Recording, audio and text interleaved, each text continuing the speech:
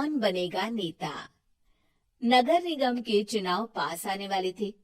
पूरे कानपुर शहर में टिकट को लेकर मारामारी शुरू थी, लेकिन सबसे ज्यादा चर्चा में वार्ड नंबर 40 की सीट थी। वो इसलिए क्योंकि इस बार वहां की सीट महिला के लिए आरक्षित थी। अब सवाल ये था कि चुनाव लड़ेगा कौन। इससे पहले ठाकुर साहब वहां से पार्षद थे और इस बार उन्होंने अपनी पत्नी सीमा ठाकुर को टिकट दिलवाई और ठाकुर साहब की शान के कारण सीमा जी ने 20,000 वोटों से चुनाव जीत लिया। अरे बधाई हो सीमा भाभी, अब तो आप वार्ड की पार्षद बन गई हैं। अब तो हमारे काम आप ही करवाएंगी। अरे ये तो सिर्फ नाम की पार्षद बनी है। वो तो महिला सीट आ गई, वरना पार्षद तो मुझे ही बनना था। अब भले ही चेहरा इसका होगा, लेकिन पावर तो मेरी ही होगी। अरे वाह भाई साहब, क्या दिमाग लगाया है आपने भी। आइए आप लोग, खाना लगा दिया है सबके लिए। सीमा जी पार्षद बन चुकी थी, फिर भी उनकी एक ना चलती।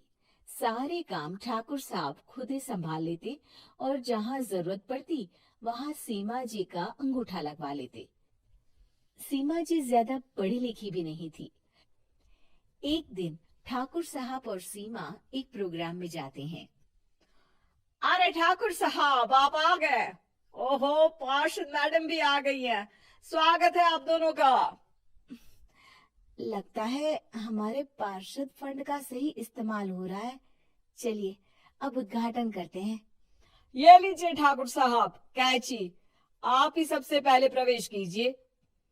सब लोग आगे निकल जाते हैं और सीमा जी पार्षद होने के बावजूद भी पीछे खड़ी रह जाती हैं। वो देखती हैं कि वेलकम बोर्ड पर उनका नाम है, लेकिन महिला होने के कारण कोई उनका सम्मान नहीं कर रहा। अगले दिन एक आदमी उनके घर आता है। अरे ठाकुर साहब नमस्कार।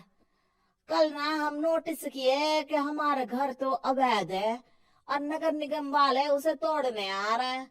अरे कुछ कीजिए ना ठाकुर साहब। देखो भाई, मैं तो ज्यादा कुछ कर नहीं सकता, पर अगर तुम सबकी जेब गर्म कर दो तो कुछ हो सकता है। कुल मिलाकर 4 लाख लगेंगे। अरे 4 लाख ठाकुर साहब? अरे भाई, मैं अपने लिए नहीं मांग रहा हूँ। दरोगा है, इंजीनियर बाबू है, बड़े साहब है, सबको देना पड़ता है ना थोड़ा थोड़ा। बोलो है मंजूर? तभी वहां अचानक सीमा जी आ जाती हैं।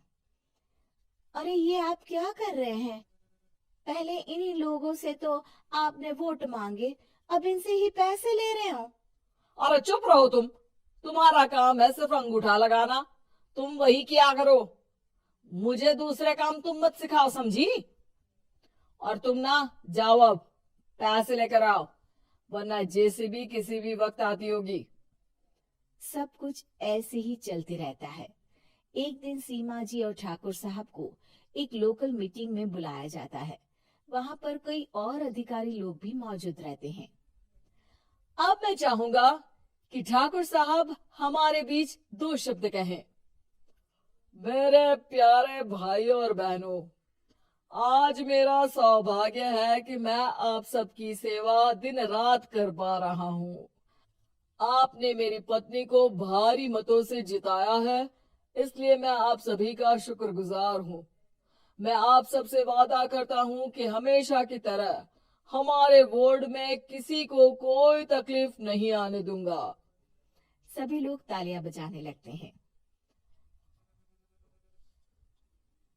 अब मैं माननीय पार्षद मैडम को स्टेज पे बुलाना चाहूंगा। अपने नाम को बुलाया सुनकर सीमा जी एकदम चौंक जाती है। उन्हें बिल्कुल उम्मीद नहीं थी कि इतनी बड़ी जगह उन्हें मंच पर बुलाया जाएगा। जैसे तैसे वो मंच पर चढ़ती हैं।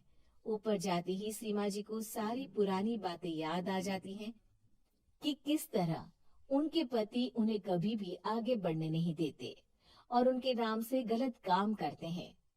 वो बोलने लगती हैं। मैं आपके वार्ड की पार्षद सीमा हूँ।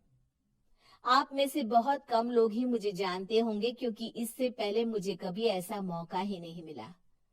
सारे मौके मेरे पार्षद पति यानी आपके ठाकुर साहब ही लेते रहे, लेकिन आज ये मौका मुझे मिला है तो मैं इसे ऐसे ही नहीं जाने दूंगी।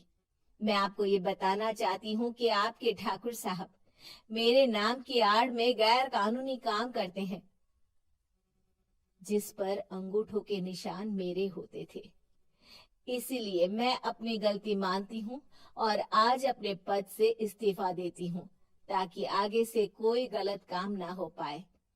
अब फैसला आप सबके हाथ में है कि आप हमें क्या सजा देना चाहते हैं। सीमा जी की बातें सुनकर ठाकुर साहब के चेहरे का रंग उड़ जाता है और वो शर्म से मुंह नीचा करके वहां से चले जाते हैं और पद से इस्तीफा देकर ही सही सीमा जी अपने आप में आत्मविश्वास महसूस करती हैं।